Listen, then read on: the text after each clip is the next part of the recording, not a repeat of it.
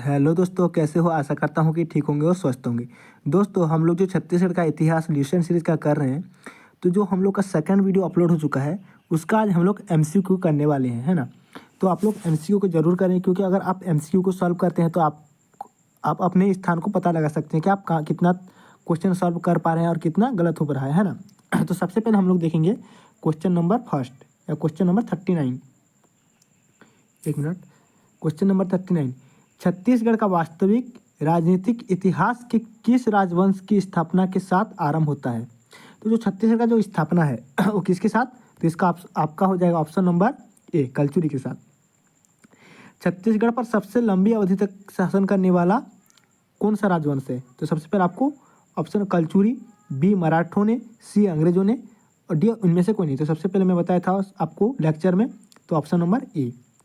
अब question number 41, Kalachuri राजवंश की निम्नलिखित में से किस शाखा ने छत्तीसगढ़ की राजनीतिक सत्ता स्थापित की?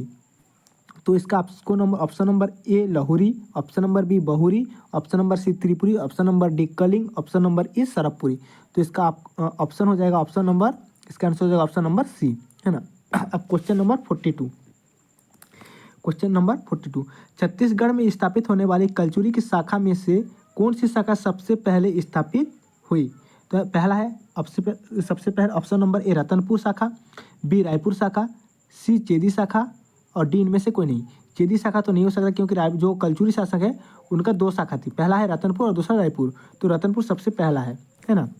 रतनपुर के कलचुरी की प्रारंभिक राजधानी थी, जो कलचुरियों की जो प्रारंभिक राजधानी थी वो तुम्माड़ थी, ऑप्शन नंबर ए। कल्लारी नहीं थी, रायपुर भी नहीं थी, ये भी नहीं थी, है ना। तो option number A is right answer. Question number 44, Ratanpur के कलचुरी शाखा का वास्तविक संस्थापक किसे कहा जाता है? वास्तविक संस्थापक जो है, पहला option number A Kalingraj, option number B Kamalraj, option number C Ratan Raj प्रथम, ऑप्शन नंबर डी पृथ्वीदेव प्रथम। तो इसका option number A. Question number 45, किस कलचुरी शासक ने तुम्माड़ के स्थान पर रतनपुर को अपनी राजधानी बनाई? तो यहाँ पर कलिंगराज ऑप्शन नंबर ए, बी हो गया कमलराज, ऑप्शन नंबर सी हो गया रतन राज या रतनदेव, ऑप्शन नंबर डी हो गया पृथ्वीदेव। तो रतनदेव जो रतनपुर नामक शहर बसाया और उसने अपना राजधानी कहाँ बनाया? रतनपुर को बनाया। तो ऑप्शन नंबर सी, है ना। अब क्वेश्चन नंबर 46, किस नगर को उसकी समृद्धि के कारण कुबेरपुर की उपमा दी गई? तो आपको पता है कि मैं रतनपुर उस टाइम जब पढ़ाया था तो बताया था कि जो कुबेरपुर की संज्ञा है वो किसको दी गई?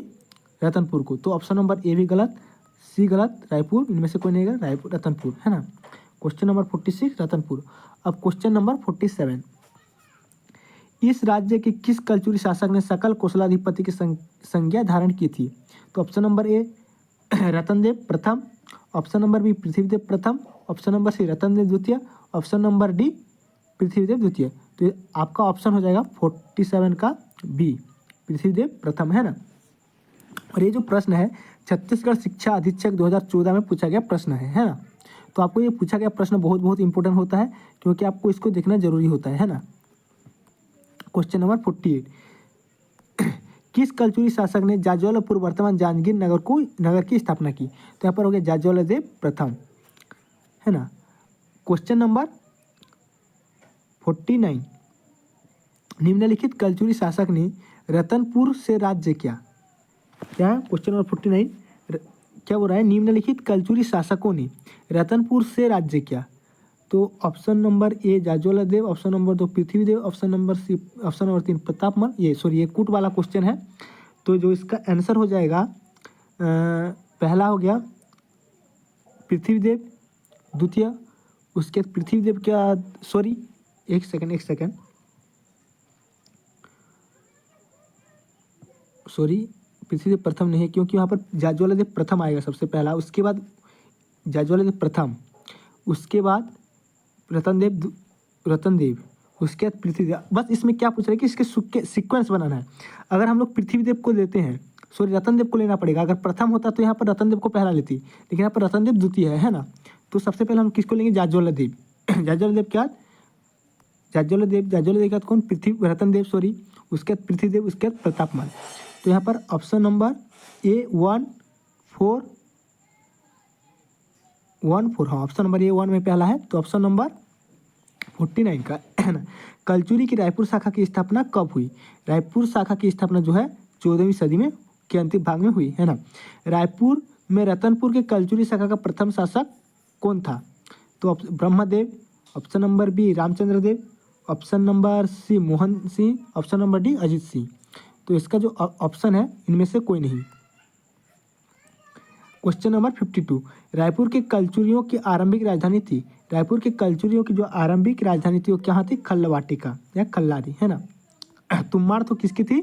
कलचुरी की जो रतनपुर की राजधानी थी तुम्माड़, है ना। तो इसका खल्लवाटिका थी। अब 50 क्वेश्चन नंबर 54, सूची 1 को सूची 2 के साथ सम्मिलित कीजिए। गढ़ का ये होता है दीवान, बाहरों का दाऊ, गाँव का घोटिया। तो 1 2 3 option number A is right, है ना। किसके शासनकाल में स्थानीय प्रशासन पंचकुल नामक संस्था के जिम्मे थी? क्वेश्चन नंबर 54, कलचुरियों की, option number A. Question number 55, Chhattisgarh के देवपाल मोची ने कहाँ पर नारायण मंदिर का स्थापना करवाया था? तो इसका ऑप्शन हो जाएगा खल्लारी में। खल्लारी ने देवपाल मोची ने किसका स्थापना, नारायण मंदिर का स्थापना करवाया था। और तो क्वेश्चन नंबर 56, शुद्धोदय मत के प्रवर्तक महाप्रभु वल्लभाचार्य का जन्म स्थली है। तो इसका ऑप्शन हो जाएगा option number A Champaranya. Option number Malhar भी गलत, डोंगरगढ़ भी गलत, रतनपुर भी गलत। तो इसका हो जाएगा चंपारण्य जो रायपुर में है फिलहाल, है ना।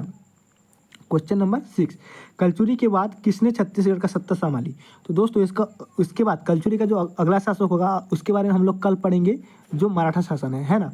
मराठा शासन के बारे में कल पढ़ेंगे। कलचुरियों के बाद जो है शासन किया किसने? मराठा ने, है ना।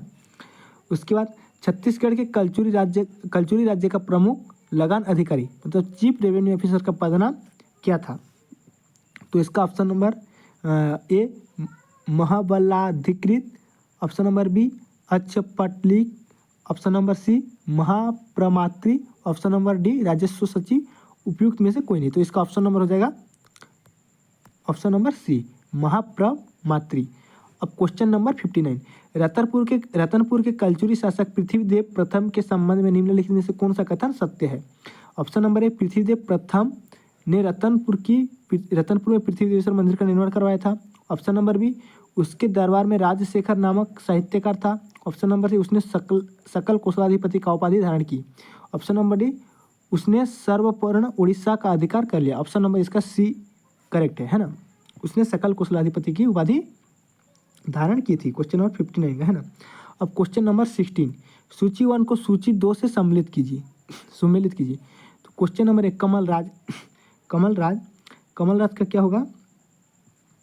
कमलराज का उत्कल राज्य, है ना। कमलराज का उत्कल राज्य पर आक्रमण,